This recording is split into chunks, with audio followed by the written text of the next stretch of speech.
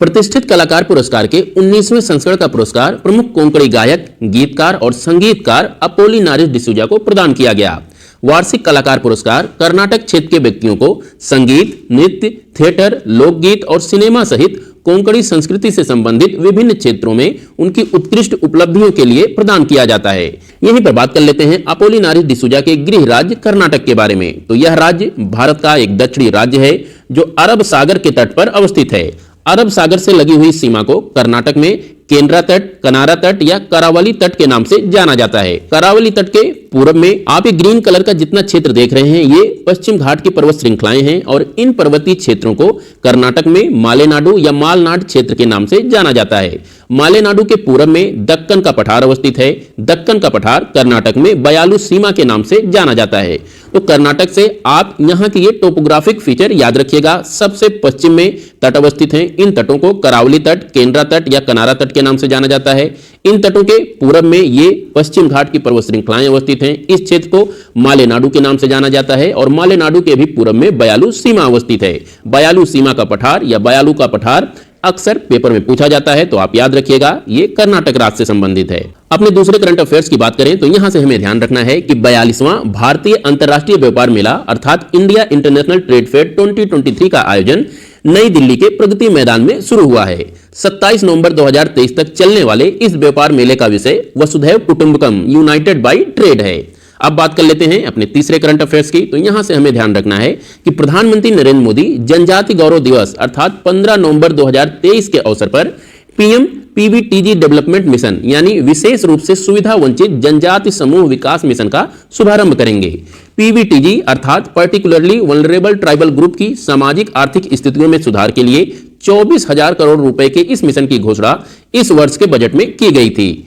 देश के 18 राज्यों और केंद्र शासित प्रदेशों के 22,544 गांवों में पीवीटीजी वर्ग के करीब 28 लाख लोगों को इस मिशन से लाभ होगा। यहीं पर बात कर लेते हैं कि पीवीटीजी किसे कहते हैं। तो यहां पर सबसे पहले इसका फुल फॉर्म याद रखिए। इसका फुल फॉर्म है particularly vulnerable tribal groups. PVTG भारतीय ट्राइब्स समाज के आर्थिक और सामाजिक रूप से सबसे पिछड़े वर्ग का प्रतिनिधित्व करते हैं।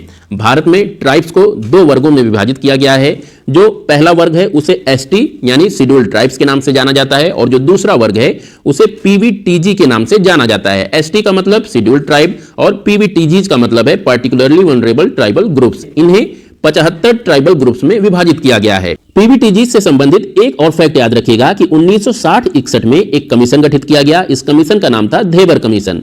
धेबर कमीशन ने ही शेड्यूल्ड ट्राइब्स के सब कैटेगराइजेशन की बात की और शेड्यूल्ड ट्राइब्स के अंतर्गत जो पिछड़े और सामाजिक रूप से अविकसित जनजातियां थी उन्हें प्रिमिटिव ट्राइबल ग्रुप के रूप में कैटेगराइज किया। प्रिमिटिव ट्राइबल ग्रुप को ही 2006 में पर्टिकुलरली वल्नरेबल ट्राइबल ग्रुप्स अर्थात पीवीटीजी के नाम से जाना गया। तो इस प्रकार पीवीटीजी से संबंधित ये इंपॉर्टेंट फैक्ट्स एंड फिगर आप याद रखिएगा। इस समय टोटल पीवीटीजी के अगर ग्रुप की बात करें तो ये 75 है और हमारे एग्जामिनेशंस में इन्हीं 75 ग्रुप से क्वेश्चन अक्सर पूछे जाते हैं। जैसे आप लोगों से पूछ लिया जाएगा कि कोलघा किस राज्य की जनजाति है। ये गुजरात राज्य की जनजाति है। ये पूरी की पूरी लिस्ट दी हुई है।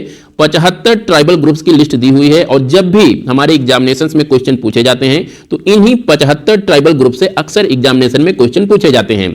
एक तरफ राज्य दे देगा, दूसरी तरफ ट्राइबल ग्रुप दे देगा, आपको मिलान करना होगा या सीधे डायरेक्ट क्वेश्चन पूछ लेगा कि टोटो जनजाति किस राज्य में निवास करती है, तो आपका उत्तर हो जाएगा वेस्ट बंगाल।